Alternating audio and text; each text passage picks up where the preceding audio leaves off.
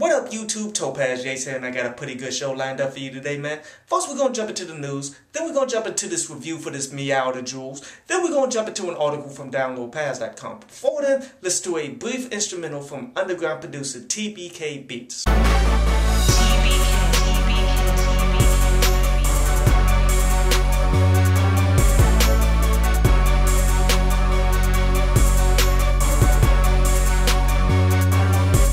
So did you guys hear that Fetty Wap got into a motorcycle accident and such, man? And from what I was seeing, people were saying that it was a serious accident. But yet from the actual photos and from reading into these articles and shit, it doesn't come off like that, man. Like, he sat up, he was completely conscious, just got sent to the hospital. So hopefully that man will make a good recovery. But anyway, on to today's review, and it's to that Meow the Jewels, which is a remix of the Run the Jewels project that came out not that long ago, man. But yet, with cat samples, and you know, just off top by hearing that shit, I was already turned off from this project. The thing that gathered my interest about it though was when I finally heard that they raised the money through Kickstarter to do this shit, but yet the benefits of it is going to people who suffered from police brutality. Like, okay, that's something I can get behind, but still, music-wise, was not expecting much here. And overall, as I listened to it, most of it was not that heavy on the cat samples and shit, man. It was more about individual producers making their own rendition of these tracks and such,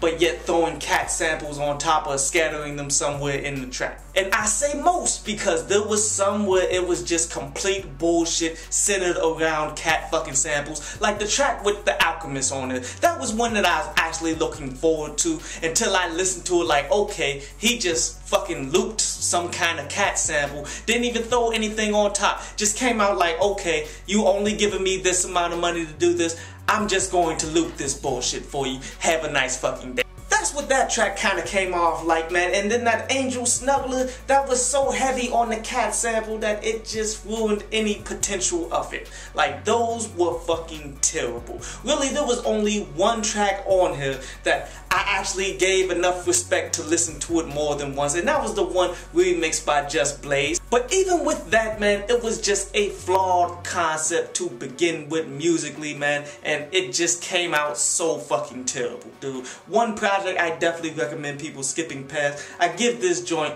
like a 2 out of 10. But anyway, on to today's article from downloadpass.com, and today's article was about knowing how to play the game. Because here's the thing.